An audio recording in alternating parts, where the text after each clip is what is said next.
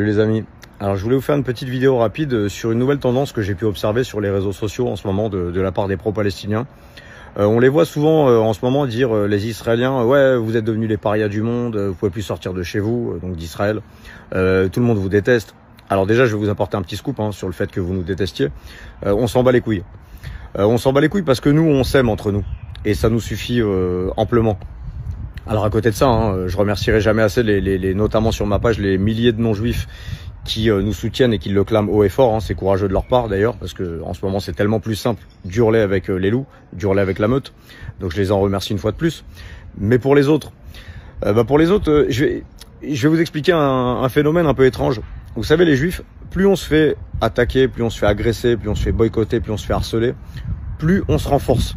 Bizarrement, plus on est solidaires entre nous. Je vais vous donner un exemple même. Vous savez, avant le 7 octobre, il y avait certains juifs qui étaient un peu entre guillemets assimilés, qui n'avaient pas spécialement de rattache avec Israël. Et ben avec tout cet antisémitisme, vous avez fini par les rapprocher d'Israël, les rapprocher de la communauté et les rendre même ultra-sionistes, et dont certains sont connus. Par exemple aussi, quand vous agressez des juifs dans les rues de France ou d'ailleurs, il se passe quoi derrière? La famille souvent elle décide de quitter la France.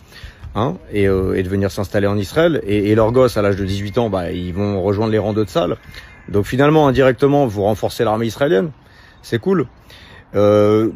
Aussi pour les touristes israéliens qui se font harceler dans les rues en Europe ou ailleurs, il se passe quoi? Ils arrêtent d'aller en Europe et ils restent faire du tourisme en Israël, dans notre beau pays, dans notre magnifique pays, et ils dépensent leur argent en Israël. Donc ça renforce encore Israël. Donc vous voyez, c'est con, mais vous perdez à tous les coups. C'est comme ça. Voilà, je voulais vous passer ce petit message.